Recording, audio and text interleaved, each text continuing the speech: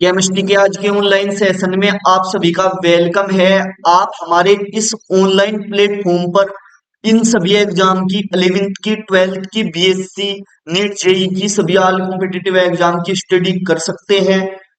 अब देखो, जो आज का हमारा टॉपिक है वो है 11th क्लास का। जो टॉपिक है हमारा वो है कोस। आज हम कोस के बारे में अच्छे से, कोस को इंग्लिश में सेल बोलते हैं, और सेल को आज हम अच्छे से डिस्कस करेंगे एग्जाम्पल की सहायता से। ठीक है, देखो ये हमारे पास कोस है। ठीक है, ये कोस है, कोस को लिखते हैं सेल, SHEEL सेल। ठीक है? देखो, सबसे पहले मैं आपको इसकी डेफिनेशन बता दूं, और डेफिनेशन फिर उससे ही समझाता हूँ। देखो, जो आपके पास न्यूक्लियस है, नाभिक है। ठीक है, मैं आकृति से बताऊंगा आपके पास। देखो, ये है आपके पास कोई न्यूक्लियस है, ये आपके पास क्या है, नाभिक है कोई यहाँ पे। ठीक है, जो नाभिक है आपके पास, इस पर क्या होता है, प्लस चार्ज होता है इसमें। ठीक है, जो आपके पास ये नाभिक बनाया है मैंने, इस पर प्लस चार्ज होता है। नाभिक के बाहर, ठीक है, बाहर त्रिविम क्षेत्र में, ये जो त्रिविम क्षेत्र है, ये जो आपके पास है, ये जैसे ये मैं बता दूं आपको, ये नाभिक के बाहर एक तो ये है,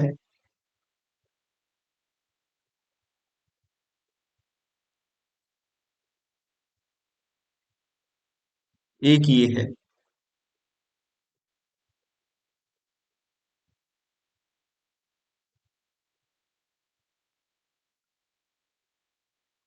एक ये है,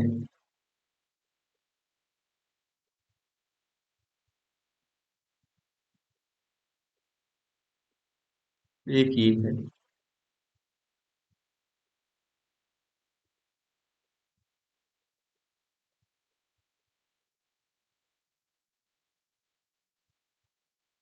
ये है। देखो, ये जो आपके पास ये मैंने बनाया है आपके पास, ये इसको बोलते हो आप नाभिक।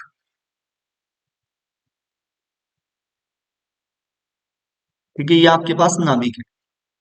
ठीक है, अब देखो, नाभिक के बाहर त्रिविम क्षेत्र में अनेक कोष होते हैं, और इन कोषों का एक ऊर्जा स्तर होता है। नाभिक के सबसे पहले, जो ये है सबसे पहले, देखो मैं बताता हूँ, दो श्रृंख ले लेता हूँ मैं।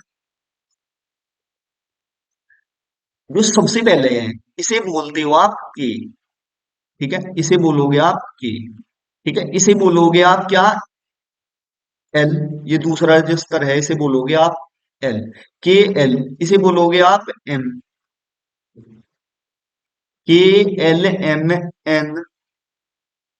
ठीक है, इसे बोलोगे आप ओ, फिर पी। ठीक है, ऐसे ही यदि हम इधर इसकी बात करें, तो जो के है, ये होता है 1 होता है, ये 2 होता है, ये 3 होता है, ये 4, और ये 5।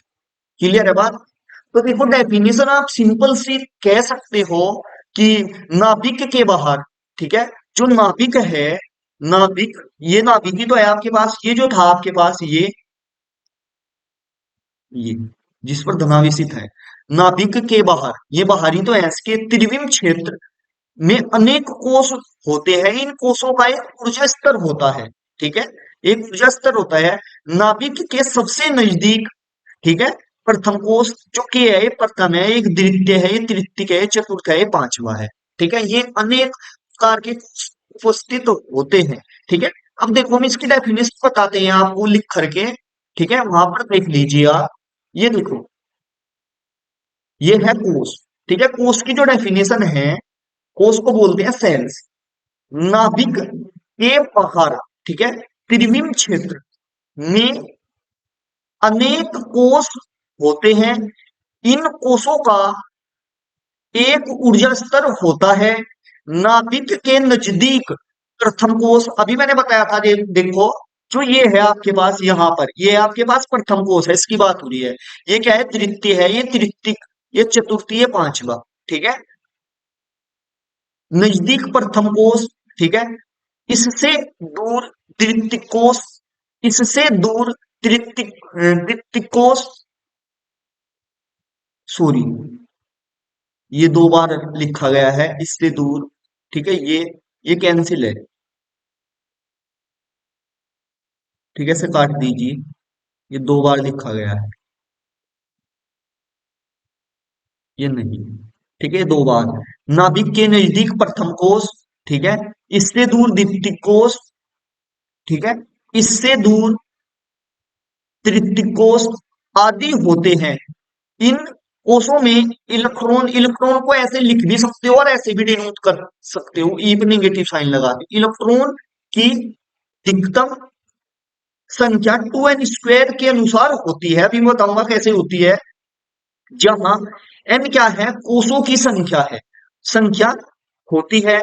इन कोषों को के एल एम एन, अभी बताया था के एल एम एन क्या है, आदि द्वारा प्रदर्शित करते हैं। क्लियर है बात आपकी, बड़ी अच्छे से ये पॉइंट समझ में आया होगा। देखो, इस साइड मैंने क्या लिया है, कोष लिया है, और इस साइड मैंने इलेक्ट्रॉनों की संख्या ली है। ठीक है। अब देखो, जो आपके पास ये पहला है, पहला कोष के है, इसमें इलेक्ट्रॉन अधिकतम कितने हो सकते हैं, पहले में 2 इलेक्ट्रॉन्स हो सकते हैं। ठीक है। जैसे फॉर एग्जांपल मैं बताता हूं आपके पास, जैसे ये था आपके पास,